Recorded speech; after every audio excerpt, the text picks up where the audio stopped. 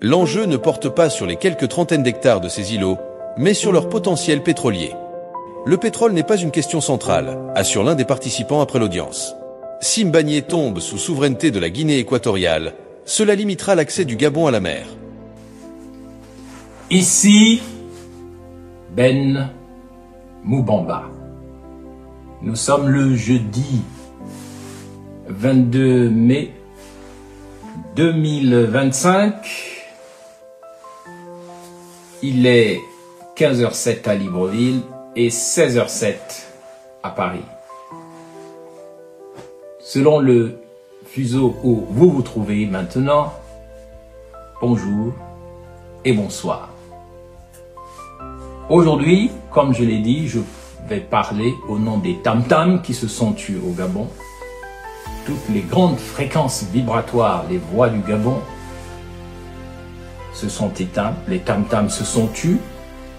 Il est donc de mon devoir de parler au nom de tous ceux qui n'ont pas la capacité peut-être de se faire entendre. Mes chers compatriotes et amis du Gabon, encore une fois, c'est Ben Moubamba qui vous parle aujourd'hui de l'affaire Mbagné. Étant entendu que cette situation s'aggrave en réalité jour après jour. Vous avez suivi l'actualité. Vous savez que le gouvernement gabonais a menti en disant que la décision des tribunaux ou du tribunal ou des juges corrompus de la haie a changé la frontière de la rivière qui est à l'ouest du Wellington et à l'est de la Guinée équatoriale, attribuant le village historique de la famille Nguema, au Biangema, au Gabon, ainsi que la ville des Bébéines, une très belle, deux belles villes d'ailleurs, dont on ne trouve pas les équivalents au Gabon. Eh bien, les juges corrompus de la haie, au nom d'une convention de 1900, auraient attribué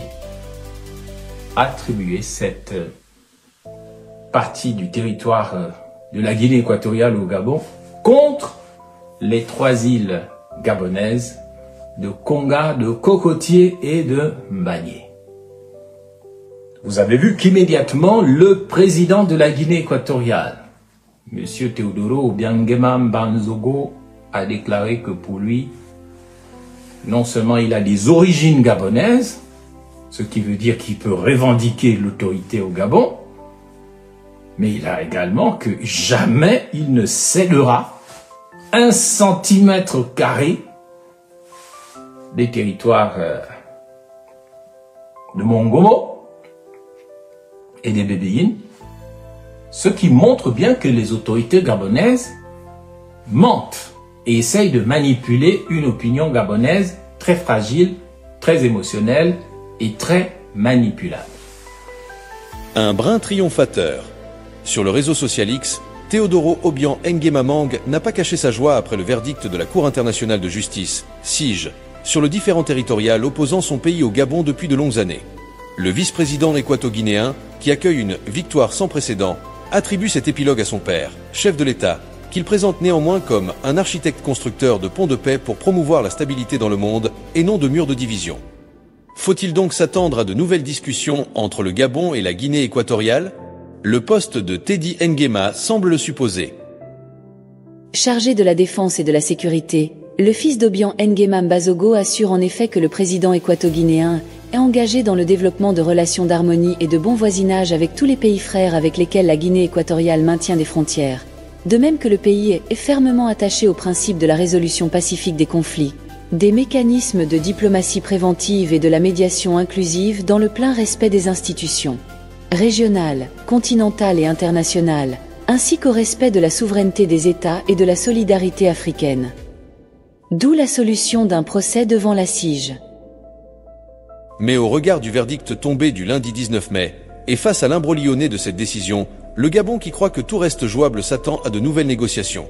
Si rien n'est encore acté du côté de Malabo, Libreville espère déjà que le dirigeant équato-guinéen mettra une nouvelle fois en œuvre sa grande maîtrise et sa sagesse politico-diplomatique pour la stabilité, la paix et la prospérité entre les peuples, tel que son fils le revendique. D'ailleurs, assure-t-il, cette décision de la Cour internationale de justice de la Haye est la preuve évidente et la certification de la vision de son Excellence Obiang Nguema Bazogo de donner la priorité au dialogue en tant qu'outil essentiel pour la résolution des différends internationaux. Vous avez vu également que le secrétaire général du Parti démocratique de Guinée équatoriale, le PDGE, s'est exprimé en disant que la justice internationale a enfin rendu son honneur à la Guinée équatoriale, donc qu'ils ne céderont jamais face au Gabon. Les choses sont claires. Et c'est sur ces entrefaites que on a entendu dire que l'ancien secrétaire général de la présidence gabonaise, M. Guy Rosatanga Rigno, a déclaré sur sa page Facebook, avant de probablement supprimer le post, mais qui avait déjà été capté, qu'Oligui Nguema, après presque une semaine d'absence du territoire, ce qui est vraiment invraisemblable,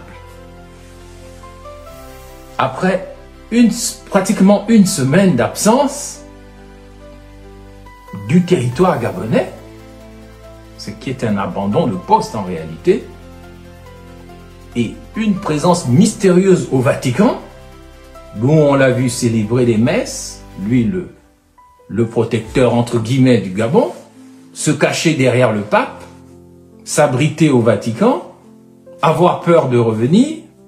Guy Rosatanga Rigno, qui se voyait probablement déjà comme le futur président de la Cour constitutionnelle version Oligui Nguema, déclare que, au nom de la sagesse africaine, un enfant qu'on envoie puiser de l'eau, il faut d'abord attendre qu'il remplisse la calebasse. Donc, son inconscient parle en nous disant que Oligui Nguema est un enfant qu'on a positionné au sommet de l'État gabonais. Et tout enfant peut être manipulable par les adultes ou les psychopathes qui se présentent devant lui. C'est exactement ce qui se passe dans le dossier de Mbagnié. C'est Guy Rosatanga Rigno lui-même qui, faisant fi de la déclaration de son président Oligui Nguema, qui dit non, on va défendre les intérêts de la nation, on va préserver la paix. Il le dit depuis Rome.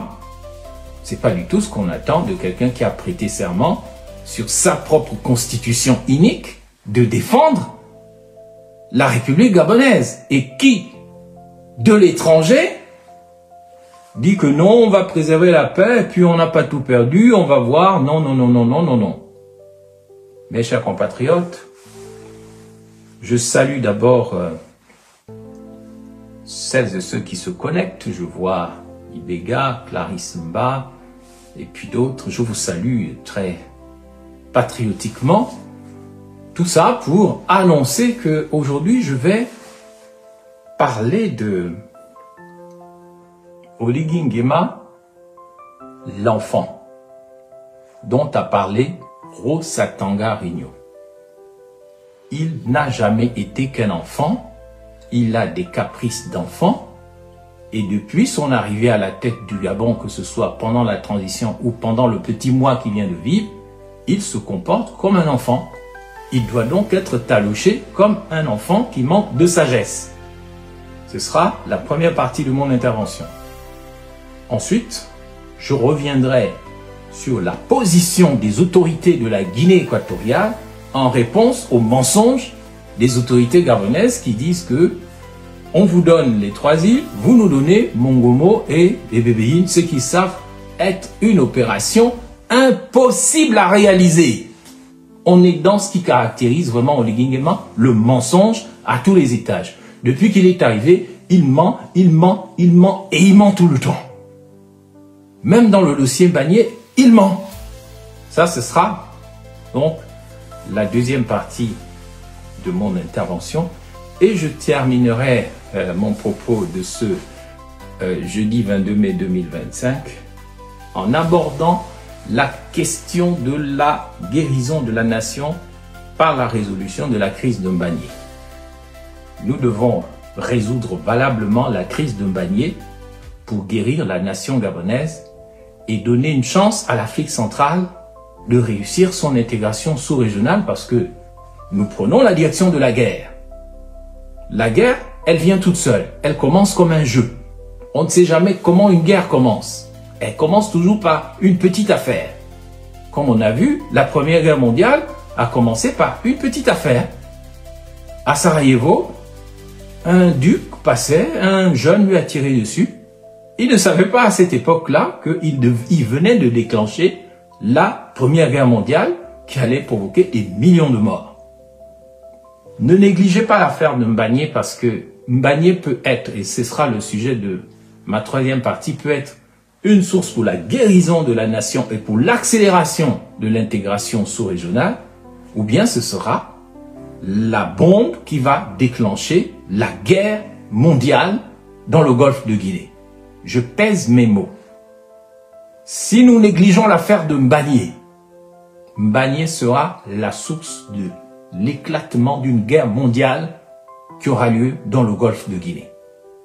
Et que la plupart des futurologues et des stratèges mondiaux ont déjà vu depuis des années.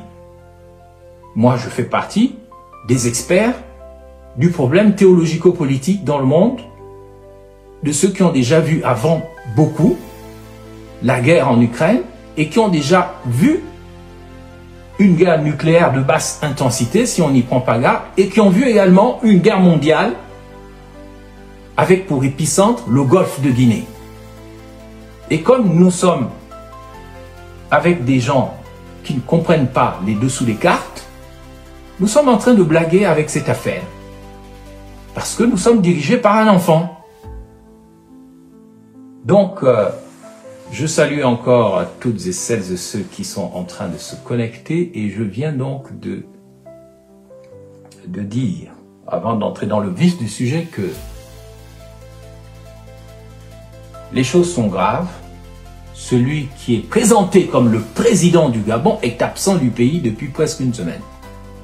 Il est parti, soi-disant, à la messe inaugurale du pape. Il est resté là-bas au Vatican. Il a vu une secte catholique qu'on appelle Sant'Egidio. On ne sait pas quel magou il est en train de faire avec ces escrocs.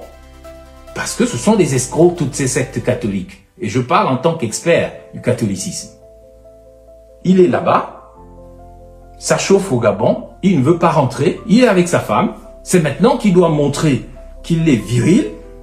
Et pas seulement un danseur de hip-hop en majorette. C'est maintenant qu'il doit montrer que le pouvoir qu'il voulait là, il peut l'exercer. Non, lui, il est caché au Vatican derrière le pape, à supplier une secte catholique, Sant'Egidio, de l'aider à régler le problème entre la Guinée équatoriale et le Cameroun. Donc, est-ce qu'il y aura une guerre? Est-ce qu'il n'y aura pas de guerre? Ce n'est pas à des gens qui ne savent pas le dessous des cartes de dire qu'il y aura une guerre ou qu'il n'y aura pas de guerre. La guerre répond à une seule loi. Si vous ne savez pas, la loi de la causalité. Toute chose qui se passe a une cause. Et si au départ, la cause est X, à la fin, la cause sera Y. Le résultat sera Y. Parce que ça se suit. Les choses qui sont en mouvement ne peuvent pas être arrêtées comme ça. C'est ce qu'on appelle la loi de la causalité. Il y a des choses en mouvement aujourd'hui entre, d'abord à l'intérieur du Gabon et ensuite entre le Gabon et la Guinée équatoriale et enfin dans toute l'Afrique centrale qui menace d'être, en tant que prochaine zone émergente, le lieu où une guerre de très haute intensité risque de se dérouler sans qu'on l'appelle une guerre mondiale, mais c'est déjà une guerre mondiale. Savez-vous que on a déjà une guerre mondiale africaine en RDC depuis pratiquement une vingtaine d'années ou 30 ans et personne n'en parle. La guerre en RDC a déjà causé plus de 10 millions de morts, c'est-à-dire largement plus que ce dont on parle au Moyen-Orient ou en Ukraine ou en Russie et pourtant personne n'ose la qualifier de guerre mondiale africaine à cause des ressources en minerais, des matières premières. Et le problème de Mbagnié, c'est d'abord un problème non seulement de matières premières, c'est aussi un problème maintenant militaire et de géostratégie mondiale qui va inclure probablement dans les prochains mois la Russie, les États-Unis, l'Europe, la Chine, et c'est très dangereux parce qu'à la tête de nos pays, on a des enfants, des gens qui ne comprennent rien, qui ne sont attirés que par leurs intérêts, leurs jouissances directes et personnelles, et voilà pourquoi ils sont incapables d'avoir une vision stratégique, très pensée, cohérente, impliquant l'ensemble de la nation. Voilà maintenant que je vais aborder le premier point de mon intervention de ce jour, c'est-à-dire Oligui Nguema, qui a été qualifié par un lapsus révélateur par son ancien secrétaire général de la présidence, Guy Rosatanga Igno, d'enfant qu'on a envoyé chercher de l'eau et dont la calebasse n'est pas encore remplie. Et c'est pour ça qu'il n'est pas encore entré au Gabon. Mais on tombe des nues, c'est quoi ce pays, c'est pas possible. Et dire qu'on est dirigé par des gens comme ça, mais c'est invraisemblable. Un ancien secrétaire général de la présidence peut dire que le président est un enfant qu'on a envoyé chercher de l'eau au puits pour, moi, ça c'est moi qui rajoute, éteindre l'incendie que la Guinée équatoriale a allumé au Gabon avec l'eau bénite du Vatican et qui n'a pas encore rempli sa calebasse et qui, donc, n'est pas encore revenu au pays. Si ce n'est pas un délit de fuite, ça peut être un délit de fuite, un début d'exil aussi d'Oligui Nguema, mais en tout cas, c'est un abandon de poste. C'est une non-assistance à nation en danger. Et c'est criminel. Si on avait encore des institutions fortes, si on avait une vraie cour constitutionnelle, si on avait un vrai parlement, et si on avait des vrais partis politiques, des vraies forces vives de la nation, aujourd'hui, tout le peuple serait dans la rue pour la destitution immédiate de M. Brice Clotaire Oligui Nguema pour abandon de poste, non-assistance à nation en danger, exil invisible, fuite devant le danger, collusion, haute trahison en faveur d'un État étranger, manipulation des instruments de la gouvernance en vue d'un enrichissement personnel, deal secret avec le parti de l'étranger. La liste est longue, hein? En tout cas, moi, président, les îles Mbagné, Cocotier, Konga ne seront jamais cédées à la Guinée équatoriale. Que la Guinée équatoriale entende bien et ouvre les oreilles. Moi, président du Gabon, les îles de Konga, de Cocotier et Mbagné ne seront jamais cédées à la Guinée équatoriale, quel qu'en soit le prix. Je dis bien quel qu'en soit le prix. Que cela soit rapporté aux autorités gabonaises et aux autorités équato-guinéennes. Peut-être qu'un jour, il n'y aura plus d'hommes au Gabon. Peut-être qu'un jour, le Gabon disparaîtra. Mais je vous le dis, vous, autorités du Gabon, autorités de la Guinée équatoriale, ce jour n'est pas encore venu. Ce jour n'est pas encore venu. Il viendra puisque aucun empire n'est éternel, aucun pays n'est éternel, aucun être humain n'est éternel, rien n'est permanent ici-bas. Mais le jour de la fin du Gabon n'est pas encore venu. Le jour de la fin du Gabon n'est pas encore venu. Alors, pourquoi Rosatanga Igno dit-il que Oligui Nguema est un enfant qu'on a envoyé avec une calebasse chercher de l'eau, sans doute pour éteindre l'incendie. L'incendie qui a été allumé à Mbagné par la Guinée équatoriale et que les autorités gabonaises sont incapables d'éteindre. Eh bien, vous devez d'abord vous rappeler des actes qui ont été posés par M. Oligui Nguema depuis qu'il a surgi comme président de la transition. Quelques exemples peuvent déjà illustrer son infantilisme en fait, qui l'empêche de gérer correctement la chose de l'État. J'en prendrai peut-être 2 ou 3 exemples pour ne pas être trop long. D'abord, M. Oligui Nguema va s'entourer d'économistes d'opérette venus de France, de la diaspora gabonaise, et ils vont faire une annonce grandiloquente. Nous avons racheté Assala. Et désormais, nous allons gérer notre propre pétrole. Nous sommes des superman. Nous avons Gabon Oil Company qui va prendre les actifs d'Assala. Et c'est déjà là un mensonge.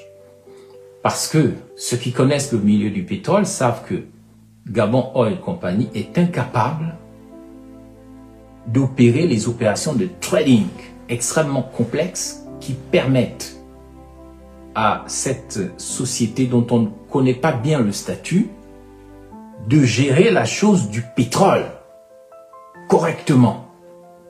Et vous savez ce qui s'est passé avec l'opération Assala? Nous n'avons fait qu'acheter les actifs toxiques, c'est-à-dire les dettes et le matériel pourri d'Assala. En fait, nous avons financé un fonds d'investissement américain qu'on appelle Carlyle, un fonds vautour. On lui a permis finalement de payer ses dettes, de s'auto-financer sur le dos du Gabon. Et on a menti aux gens que, voilà, nous sommes désormais une superpuissance pétrolière, mais le résultat est clair, nous nous sommes fait avoir dans l'affaire d'Assala et c'est connu. Ondosa, le professeur Ondosa vous l'a expliqué mieux que moi, vous savez qu'on nous a menti. Les enfants sont des menteurs, en général, parce que les enfants vivent dans l'imaginaire. Un enfant peut venir te raconter une histoire qui n'existe pas parce qu'il a imaginé dans sa tête, il est mythomane, il est sûr que c'est vrai, et l'enfant sort, il te raconte sa vie, il te raconte ses rêves, il te raconte le fruit de son imagination, et il est même étonné que tu ne le crois pas. Carlyle était un mensonge. Assala était un mensonge. Le remboursement de la dette du Gabon à la Banque mondiale et au FMI, c'était encore un mensonge d'enfant gâté, d'un moine en boca, d'un enfant soldat. C'est pour ça que Rosatanga parle de un enfant qu'on a envoyé puiser de l'eau et dont la calebasse n'est pas encore remplie. Peut-être qu'il n'a pas voulu dire ça, mais c'est son inconscient qui a parlé et il est de notre devoir de décrypter le message caché derrière les paroles de Rosatanga. Lorsque un enfant vient vous dire « Je ne dois plus la Banque mondiale », mais si, tu dois la Banque mondiale, toujours. Je ne dois plus le FMI, je ne dois plus la BAD. Ce n'est pas parce que vous avez accepté de reprendre le cours du remboursement que vous avez payé votre dette. Le Gabon n'a fait que reprendre le cours des remboursements des prêts qu'il avait sur le dos, mais ça ne veut pas dire qu'il avait payé toutes ses dettes à la Banque mondiale ou au FMI. C'est encore du mensonge. Lorsque dans le scandale Webcor, le Gabon remporte un procès à Paris. Le Gabon remporte, merci pour la casquette Steve Oja. Lorsque le Gabon remporte un procès à Paris, devant les tribunaux de Paris contre une mafia en Malaisie, le Gabon doit être payé par une mafia en Malaisie qui a porté plainte contre le Gabon. Et c'est la racine du problème entre Hervé Patrick Opianga et Oligui Nguema.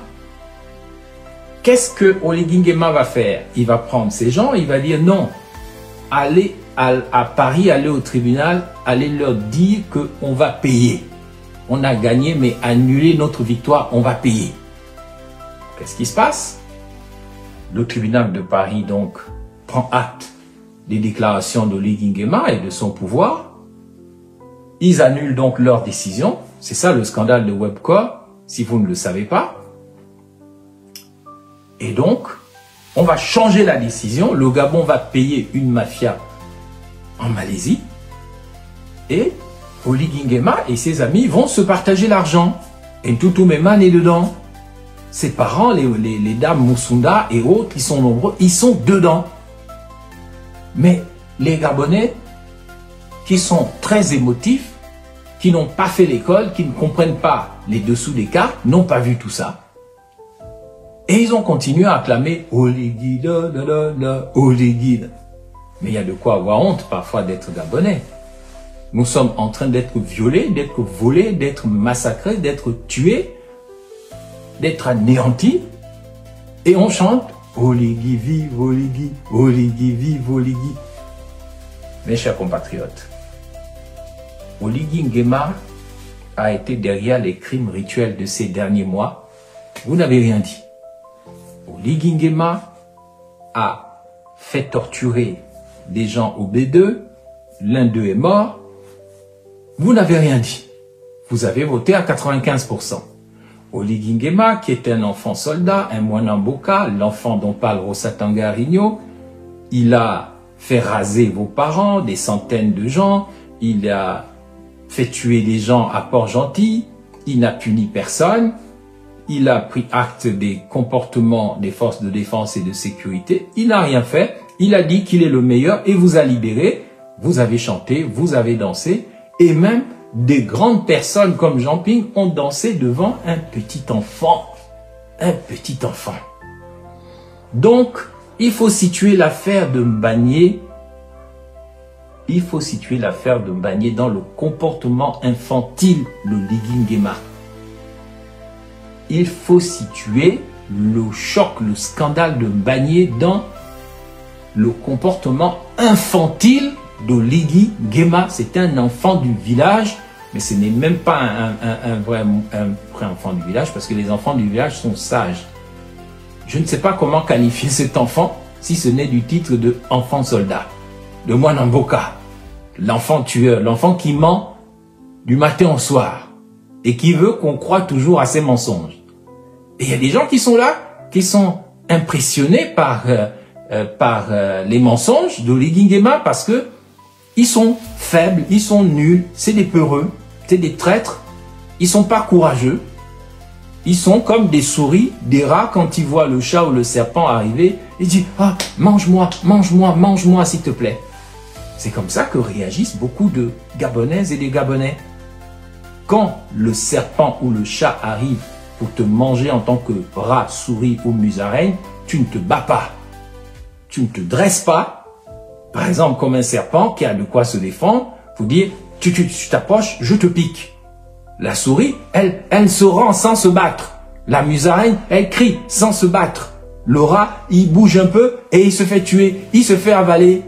Et je voudrais donc, en le disant, que les Gabonais comprennent qu'il faut changer notre fréquence et notre totem. Il ne s'agit pas de devenir des panthères comme eux, des Ekans, des Ikongu, des Congolais, des hommes panthères, des hommes léopards, parce que c'est ça que ça veut dire. En réalité, c'est un concept, c'est pas une ethnie. Ekan ou Ikongu ou Congolais, c'est un concept qui veut dire que le Congolais, les Kans, les Kongu, le Kougouleux, tout là où vous voyez des Kangos, des Ka, tout ça, c'est le Bantou qui a déjà mangé et tué un homme comme lui. C'est un Ekan, c'est un enfant de Caïn, il a la marque de Caïn, il a le Ka en lui. Il est un cas d'assassin, de tueur, de mangeur, de petit Rinaldi, de buveur de sang, d'assassin. Donc, nous devons comprendre que la fréquence que nous devons opposer aux félins, aux léopards, aux hommes panthères, c'est que nous devons avoir une capacité d'autodéfense, comme le sont les gens qui disent, nous ne sommes pas des félins, mais nous sommes par exemple des aigles. Les aigles, si une panthère vient les attaquer, la panthère recevra son coup de bec ou son coup de griffe. Un lion qui vient attaquer un serpent venimeux risque d'être foudroyé par du venin. Il faut savoir se défendre dans la vie au lieu de crier comme des lâches et des peureux. Ah, et donc à prendre l'île de Mbagné, ça va nous faire quoi? Ah, mange-moi, tue-moi. Ah, Boumamé, tape-moi. Qu'est-ce que ça me fait? Ah, Mbagné c'est petit, non? On fait quoi? Ah, ben, tous les équato-gabonais infiltrés maintenant au Gabon, c'est le discours qui développe. Parce que nous avons accueilli beaucoup de femmes qui ne sont pas des Gabonais, qui n'ont pas la fréquence vibratoire du Gabon, et c'est très bien, mais ça c'est fait d'une manière pas du tout honnête. Et ces équato-gabonais que je vois aujourd'hui parler, ils n'aiment pas le Gabon. Ils n'aiment pas le Gabon. Et il y a d'autres Gabonais venus d'ailleurs qui ne viennent pas par amour de cette terre. Ils viennent comme pour violer cette nation, violer la mère patrie, c'est tout ce qui les intéresse, parce que leurs placentas ne sont pas enterrés dans la terre gabonaise. Si leur placenta était enterré dans la terre gabonaise, ils diraient, ah, ils diraient pas, mais oui, mais on n'a qu'à donner Mbagné, ça fait quoi? Ah, est-ce qu'il y a même des richesses là-bas? J'ai entendu là, un toutoum, quelque chose là, qui est sur le... Bon, bref, je ne veux pas parler de lui, mais j'ai lu des réactions de gens qui disent, ah, c'est pas grave, on n'a qu'à donner. Mais c'est parce que vous n'avez pas, si vous étiez des enfants avec vos placentas enterrés sur la terre de Wellington, sur la terre de Logwe, Ivindo, ou moins Logwe ou Essua, vous ne parleriez pas comme ça. Et donc, au Ligui sur ce premier point, je résume, est un enfant de la malédiction du Gabon. C'est un fils de la perdition. Il n'aime pas ce pays en réalité. Il est en mission d'infiltration dans le cadre de la destruction du Gabon. Tous les actes qu'il a commis depuis qu'il est là sont mauvais pour le Gabon, si vous observez bien, et ça a commencé bien avant qu'il soit à la tête de la transition. Déjà, coaché par Firmin Idriss Gary de Ngoni dans le Haut-Togo, parent direct d'Omar Bongo, il s'est déjà illustré lors de la mort d'Omar Bongo négativement. Je vous rappelle que Patience Dabani, Joséphine Kama Bongo a dit, si vous saviez ce que cet enfant-là a fait, elle est la première à avoir utilisé le terme enfant, ce n'est pas Rosatanga Rigno. Si vous savez ce que cet enfant a fait pour en arriver là, vous seriez vraiment surpris. Et Oligui Nguema a eu tellement peur qu'il a payé les frais de soins de cette maman-là à Neuilly, à l'hôpital américain. Elle est revenue, elle est retombée malade, on n'en parle plus. Donc, il s'est déjà illustré lors de la mort d'Omar Bongo d'une manière que tous les Gabonaises et les Gabonais normalement connaissent. Je ne vais pas rappeler ça, je n'aime pas aller fouiller dans les poubelles. On sait aussi qu'il est mêlé à la mort, à tous les morts bizarres qu'on a eus dès son retour au Gabon. La mort de Emma Mbina, le commandant de la marine marchande, qui a été tué entre le 21 et le 22 décembre 2019 sur son bateau. Aux environs de 3 h du matin, par un navire appartenant à l'entreprise Satram, le Topic Down, première victime de cette série d'attaques. Il venait d'appareiller du port d'Akaye en partance pour la capitale économique Port-Gentil. C'est son commandant d'origine gabonaise, Emar Mbina, qui a été tué lors de l'assaut. Ali Bongo Ondimba, le président du Gabon, a tenu à ce que soit rendu un hommage national à ce fils de la nation, mort dans l'exercice de ses fonctions. On a dit que c'était des pirates venus d'on ne sait où, apparus on ne sait pas comment. Eh bien, il est mort, tête coupée, sur son bateau. C'est le seul qui a été tué sur ce bateau, sur commande. On sait que l'ordre venait de Sylvia Bongo et que c'est la garde républicaine, dont le commandant en chef était Oligui Nguema, qui a exécuté Emar Mbina. On sait aussi que c'est la garde républicaine qui a exécuté le député Koumbar, qui a été pendu chez lui à quelques centimètres. On sait aussi que ce sont les éléments d'Oligui Nguema qui ont tué un monsieur, un militaire qu'on a retrouvé dans la cité des ailes, le corps en putréfaction. On sait que ce sont les éléments d'Oligui Nguema qui ont assassiné le professeur Chivunda entre le 5 et le 6 janvier 2023. Et Billy Binzé connaît cette affaire. Il deviendra Premier ministre tout de suite après. On sait que pendant le naufrage de l'Esther Miracle le 9 mars 2023, Oligui Nguema n'a pas fait décoller un seul hélicoptère pour aller aider les gens. On sait qu'Oligui Nguema n'a pas envoyé les navettes de la garde républicaine qui étaient à 10 km du lieu du naufrage, c'est-à-dire à la Pointe-Denis. Vous pensez qu'Oligui Nguema m'a fait supprimer de la liste des présidentielles par hasard? Mais c'est parce que j'ai parlé de tous ces événements. C'est parce que j'ai parlé de ces événements. Et au Gabon, on n'aime pas la vérité. Parce que les enfants têtus sont souvent très rancuniers. Ils ne sont pas très intelligents. Ils ne savent pas qu'il faut mettre de l'eau dans son vin, il faut parler à tout le monde, il faut négocier. Non, un enfant têtu, impoli, très arrogant, quand il est fâché, il est fâché. Et quand il se bat à mort. Ils sont capables de commettre des... C'est pour ça qu'on les prend comme enfants soldats, on leur donne un peu de drogue. On a vu au Libéria, les enfants sont très méchants si vous leur donnez des armes. Très calculateurs, très vicieux. Et ne prenez pas au hasard la parole de monsieur Rosatanga Vigno. En ce qui concerne l'infantilisme d'Oligui Nguema, on pourrait multiplier les exemples. Quelqu'un qui, on l'a vu, derrière ses bisous, ses danses de hip-hop, comme une majorette, alors qu'il est général, soi-disant. Quelqu'un qui fait venir un ganga menteur, que je connais bien, c'est mon ami Junior Ndondon. Il sait que c'est mon ami, mais c'est un menteur. Ce qu'il a fait là, aller donner la griffe de la panthère et la lance à Issoze Ngonde le jour là, pardonnez-moi, c'était un lapsus révélateur. Ce qu'il a fait là avec Brice Clotaire Oligui Nguema, en lui donnant la lance, il lui a tout simplement donné le permis de tuer. C'est ce que ça veut dire. Quand tu donnes la lance du destin, la lance des Romains, c'est avec ça qu'on a transpercé le cœur de Jésus sur la croix. C'est avec la lance. Ça veut dire que tu donnes le permis de tuer à quelqu'un. Tu donnes le permis de tuer à quelqu'un. Ce n'est pas du tout une bonne chose qui a été faite. Parce que ce qui a été donné là, ce n'est pas les symboles de l'autorité gabonaise.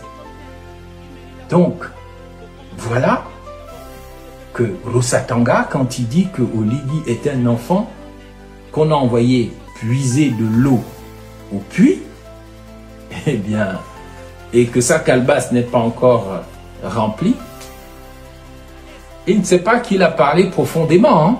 Les Gabonaises et les Gabonais doivent comprendre la profondeur de cette parole. Nous avons mis au sommet de l'État gabonais un enfant. Donc, le propre d'un enfant, c'est sa fragilité. Regardez bien le pauvre Oligui Nguema. Moi, parfois, il me fait pitié. On sent que c'est un enfant qui a été traumatisé dans la vie. Il a été traumatisé. Il y a quelque chose qui l'a traumatisé. Ce qui fait qu'il se comporte comme un enfant traumatisé dont la blessure psychologique n'a pas encore été guérie. Est-ce que c'est parce qu'il a été élevé sans son père? Mais il y a des gens qui ont été élevés sans père et qui ne sont pas devenus détraumatisés. Ce n'est pas une excuse.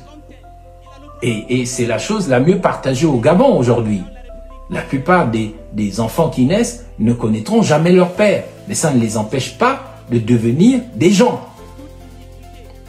Est-ce que c'est parce qu'il a grandi à Ngoni avec sa mère venue du Congo, mais pas tout à fait reconnu, élevé par des oncles, par des parents, trimballé, pas pris au sérieux? Est-ce qu'il a eu beaucoup de frustration? Mais c'est un enfant traumatisé qui demanderait finalement un accompagnement psycho-spirituel au lieu de faire comme les évêques qui sont là avec leurs robes de femme, leurs soutanes, les bishops, les pasteurs, les soi-disant hommes de Dieu qui l'encouragent dans ces bêtises d'enfants.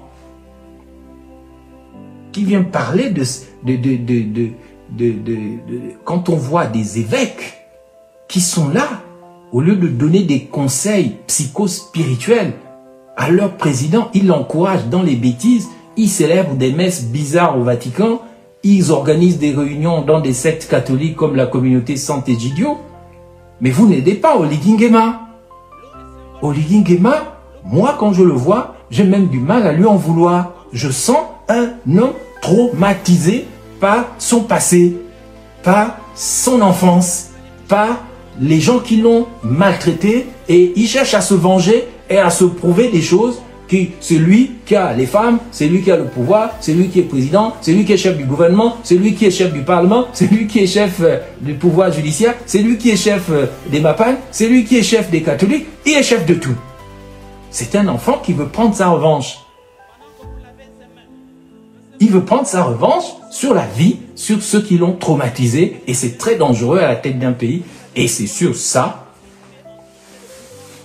que le très psychologue président de la Guinée équatoriale, Teodoro Obiangema Bazogo, s'est appuyé pour le manipuler. Clarisse m'a dit que Dieu le protège, que Jésus protège qui? À un certain moment, il faut que Oligui Nguema assume ses actes. Il n'a pas à être protégé. Il est une menace existentielle pour le Gabon. Quand tu deviens une menace existentielle, c'est que tu peux mettre en danger l'existence de quelqu'un ou l'existence de quelque chose. Il a voulu être président.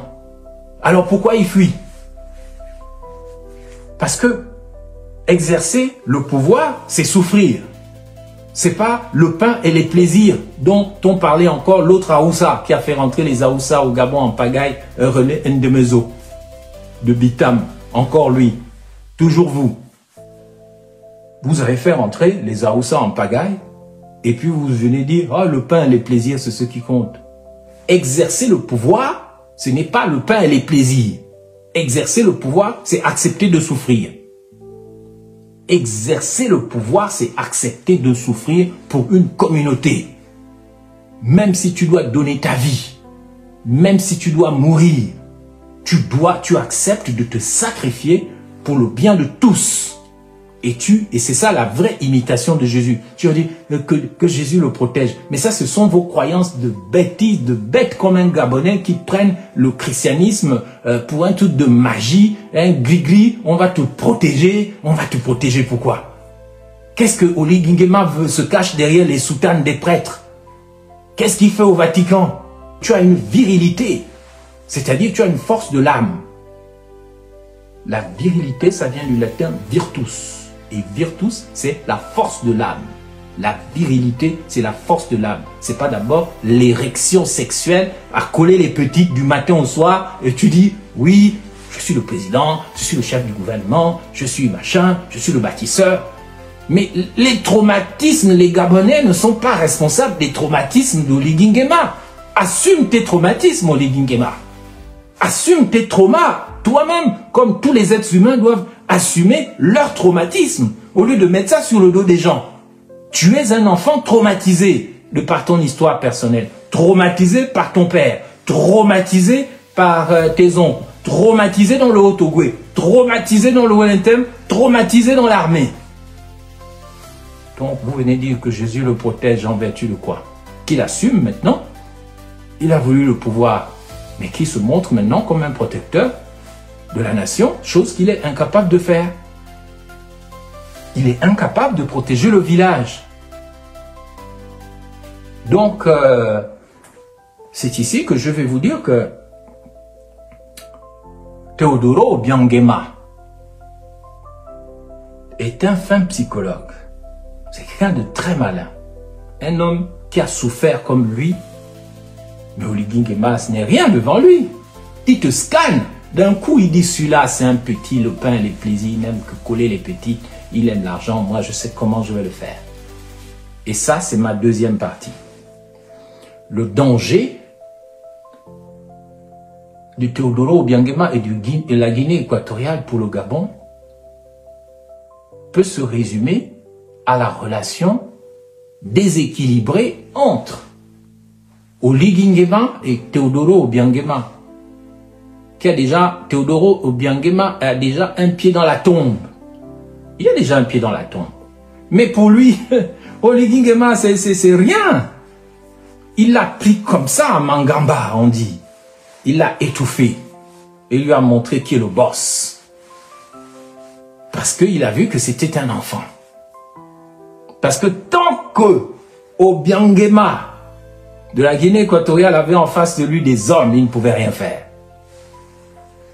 Que vous aimiez Omar Bongo, Albert Bongo ou pas, c'était un homme qui savait même mettre à genoux des Blancs, des Français devant lui Donc, quand le dictateur et premier président de la Guinée équatoriale, après l'indépendance de 1968, déclenche l'affaire de Mbagnié en 1972, et que Mathias Nguema dit à Bongo en 1974, il n'y a plus de problème entre nous, Mbagnié, Cocotier, Konga, ce sont vos îles.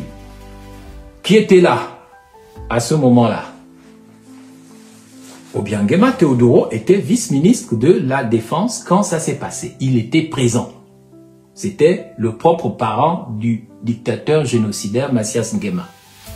Teodoro était là, un jeune militaire professionnel, vice-ministre de la Défense, et Sangui, Mongomo, tout ça, c'est la famille de Mathias Nguema. Ils sont là, il était là. Quand Mathias Nguema, son oncle, son parrain, a signé le traité de Bata avec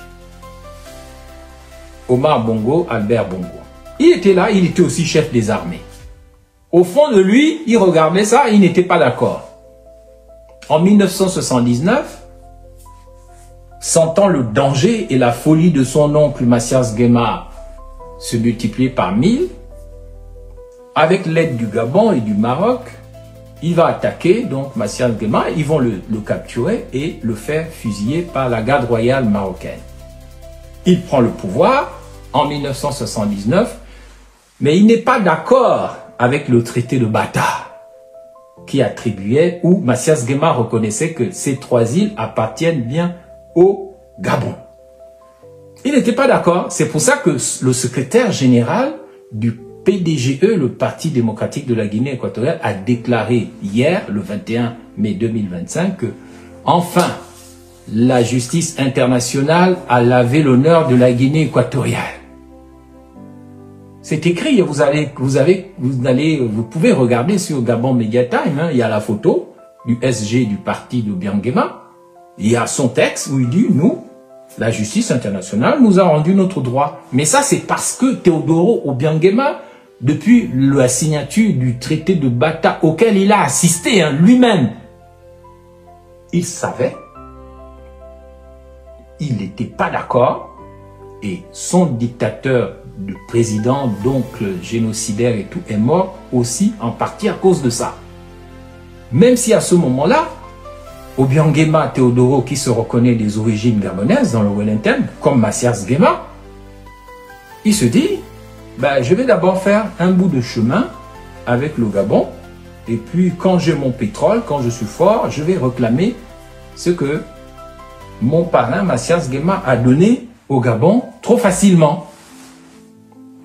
Et donc, nous arrivons à une relation où Obiang Nguema face à Bongo, ils étaient face to face, ils étaient homme à homme. Homme fort qui se respecte. Omar Bongo va d'ailleurs avoir l'intelligence d'associer au dossier Mbagnié des opposants comme Mamboundou, qui a été associé au dossier de Mbagnié et qui a proposé d'ailleurs un partage juste des richesses de Mbagnié entre la Guinée équatoriale et le Gabon, tout en laissant la souveraineté au Gabon, avec Mbarbessol qui était aussi dans le dossier, Paul Tungui aussi du PDG, ils étaient dans le dossier de Mbagnié, mais le plus grand spécialiste de Mbagnié était le professeur Chivunda, le grand juriste qui maîtrisait bien notamment les éléments historiques qui prouvent que au 19e siècle, l'Espagne n'était plus la puissance colonisatrice de la Guinée équatoriale, mais la Grande-Bretagne. C'est au départ de la Grande-Bretagne, au début du XXe siècle, que l'Espagne est revenue pour faire du travail forcé, exploiter le cacao et le café en tuant, en massacrant les Équato-Guinéens. Et c'est sur ce XXe siècle que des juges corrompus de la Haye vont venir vouloir changer les frontières du Gabon. Et pourquoi pas ne pas remonter à la Grande-Bretagne. Et mais les Espagnols étaient là au XVIIe, XVIIIe siècle. Mais avant aussi, il y avait les Portugais. Les Portugais étaient là. Les premiers qui soient arrivés étaient les Portugais. Pourquoi ne pas s'en référer à l'arrivée des Portugais? On aurait dû s'en tenir à la loi de l'Organisation de l'Unité africaine qui dit qu'on ne peut pas changer les frontières héritées de l'époque coloniale. Et surtout, un pays indépendant en 1968 comme la Guinée équatoriale ne peut pas venir changer les frontières d'un pays devenu indépendant avant la Guinée équatoriale, c'est-à-dire le Gabon 1960, la Guinée équatoriale 1968.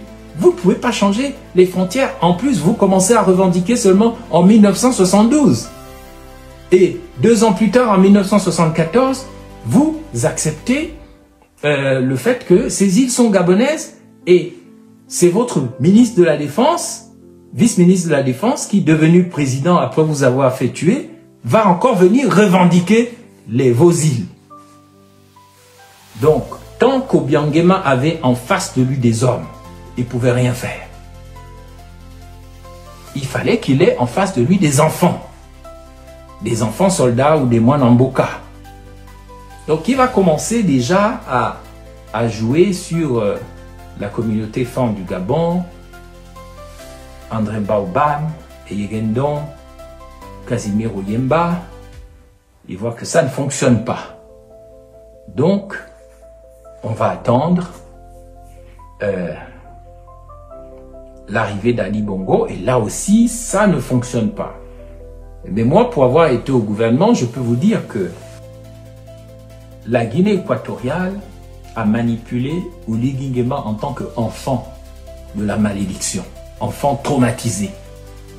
Ils se sont servis de ces traumatismes parce qu'ils ont bien vu que Ali Bongo étant tombé, il fallait maintenant se débarrasser de la sorcière Sylvia, qui voulait mettre son fils. Et on ne sait pas comment Sylvia, ayant des liens plutôt avec le Cameroun, de par son père et de par son histoire, on ne savait pas si Noureddin Bongo Valentin, Sylvia Bongo au pouvoir, servirait les intérêts de la Guinée équatoriale ou du Cameroun ou du Gabon. Des compagnies pétrolières sont là, elles flairent, elles attendent.